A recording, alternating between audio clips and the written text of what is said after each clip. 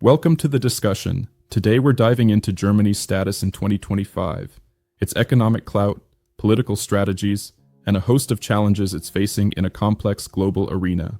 This is fascinating and a lot to unpack. What stands out first to you? Well, first off, Germany is now Europe's economic and political cornerstone, navigating heavy economic pressures while balancing innovation and diplomacy. Its $4.5 trillion economy anchors much of Europe's stability, despite growth projections being modest. Just around 0.9 to 1.3% GDP for 2025. Right, so modest growth with cautious optimism, sort of like a slow burn with high precision, huh? Exactly. And you know, under Chancellor Friedrich Merz and the CSU-SPD coalition that came together in February 2025, there's a clear ambition to mitigate vulnerabilities, from manufacturing to energy costs, even tackling digital transformation. It's like steering a massive ship in choppy waters. Speaking of manufacturing, I've heard German industries, like the automotive giants, are under pressure, especially with the rise of Chinese electric vehicles. Absolutely. The automotive and machinery sectors are really grappling with stiff competition. The EU even imposed a 25% tariff on Chinese EVs back in October 2024, aiming to protect stalwarts like Volkswagen and BMW, though that move risks triggering trade retaliation. So it's a balancing act, really. That sounds like a tightrope walk. Not easy when you're trying to protect domestic strengths while avoiding international backlash, right? Right on point. And while manufacturing faces headwinds, the service sector is thriving. Frankfurt's fintech hub and Berlin's tech ecosystem are super dynamic. $7 billion in venture capital in 2024 is driving a boom in startups. Yet, digitalization still lags.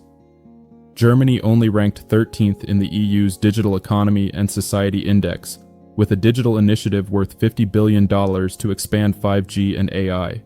But bureaucratic delays remain. Indeed. So, there's a clear contrast.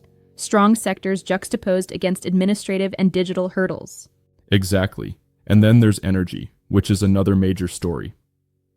Germany faces high energy costs because of the nuclear phase-out in 2023 and the loss of Russian gas supplies. Prices are around 0.35 per kWh. Even with new LNG terminals like the one in Wilhelmshaven coming online, it's a challenge for both industry and households. That must put a strain on both the operating costs for businesses and on family budgets, especially given current inflation rates. Right. Inflation is holding at about 2.2% per ECB estimates, but still, food and housing costs surged 6% in 2024, so low-income families are feeling the pinch. And, globally, potential U.S. tariffs and slowdown in China's economy further complicate the export landscape, pushing Germany to diversify its markets towards India and ASEAN.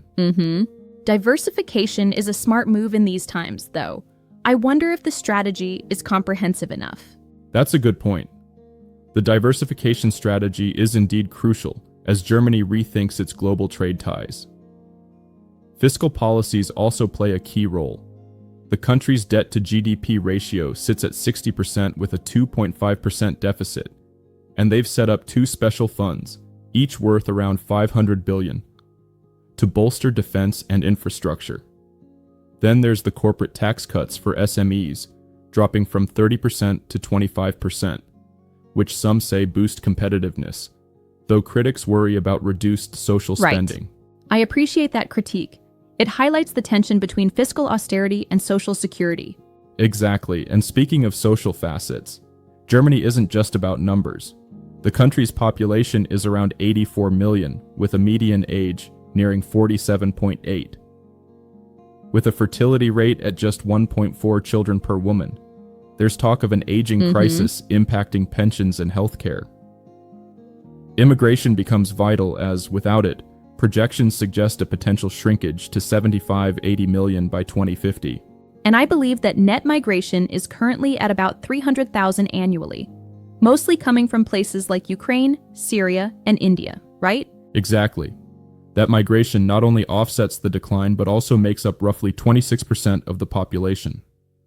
However, integration challenges, especially in eastern regions like Saxony, have fanned anti-migrant sentiment, and even far-right parties like the AfD are reaching 15 to 20% in polls. So there's a real social polarization emerging, fueled partly by economic pressures and even disinformation on digital platforms like TikTok. Precisely. The youth are especially affected. Young Germans, ages 18 to 30, are engaged politically, but increasingly distrust traditional parties. It adds another layer of complexity, creating an urban-rural divide where cities flourish and rural areas, with less broadband and infrastructure investment, struggle. Yeah, intriguing. And where does defense and security come into play with these internal pressures? That's an excellent segue. The Merz-led coalition is pushing transformative initiatives in defense. For instance, Germany is advocating that NATO members spend 5% of GDP on security, 3.5% for traditional defense and 1.5% for infrastructure. They're even reintroducing a voluntary conscription model, which is a stark reversal of the 2011 suspension. Plus, cyber defense is ramping up with $1 billion funneled into securing the federal office against roughly 1,200 daily cyber attacks. That's quite a robust stance given the current geopolitical threats: hybrid warfare, cyber attacks, and even potential physical conflicts. Exactly. And on the geopolitical front, Germany is juggling a multipolar world. It's key in EU defense, pushing for unified strategies on China and supporting Ukraine through significant aid packages. Its foreign policy emphasizes transatlantic ties, even as it prepares for potential NATO shifts and US disengagement in some areas. Right. It's all about strategic pragmatism. And on that international front, how does Germany balance these actions with its European partners, like France? There are definitely tensions, especially over US trade deals, where France sometimes has differing priorities. Still, Germany is the EU's anchor, hosting NATO commands like the Baltic Command Center and leading initiatives like the Baltic Sentry Mission.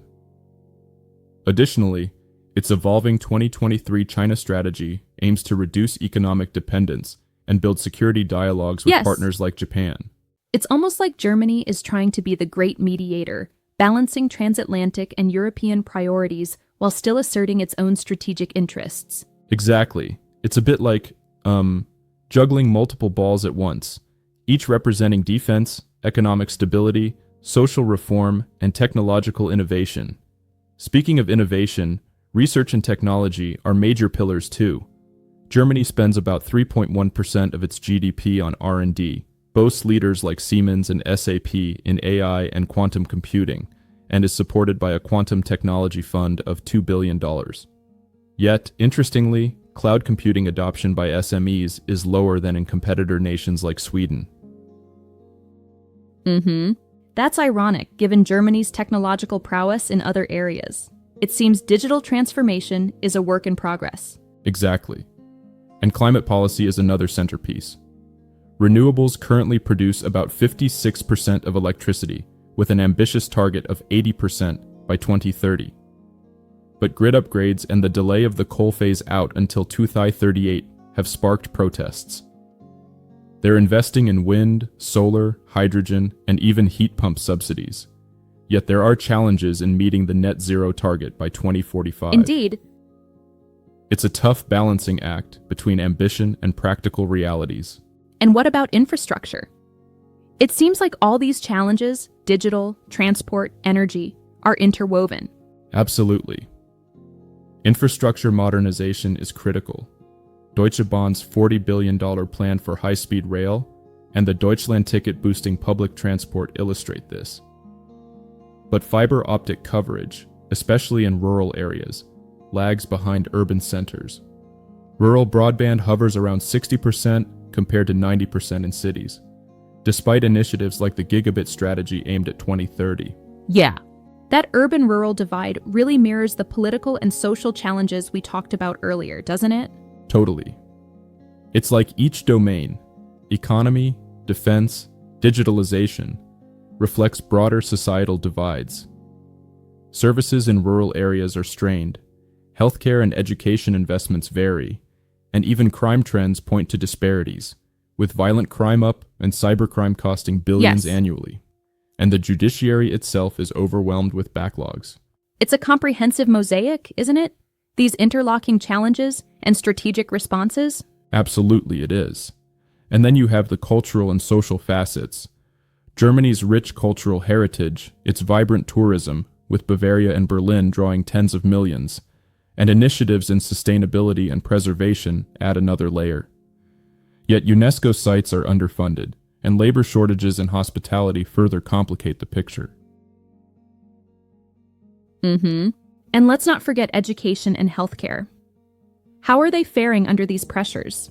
Education shows both strength and need for reform.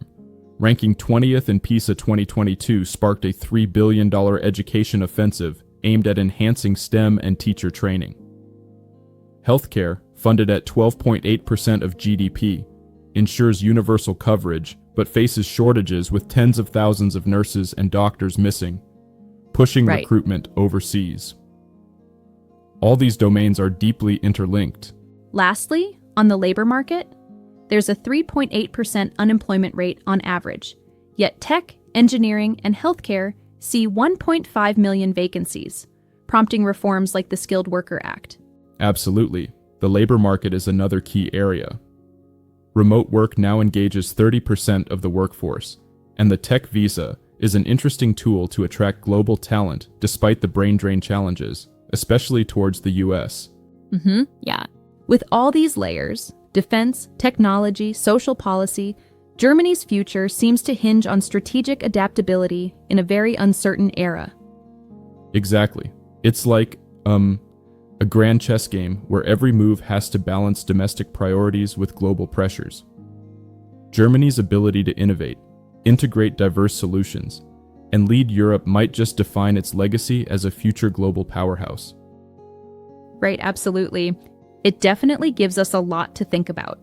In a way, Germany's challenges mirror dilemmas faced by many advanced economies as they strive to remain competitive while upholding social stability and innovation. Precisely, and it will be really interesting to see how these policies, ranging from defense to digital transformation, social reforms, and climate targets, play out over the coming years. Those strategic adaptations might well set the tone for the rest of Europe.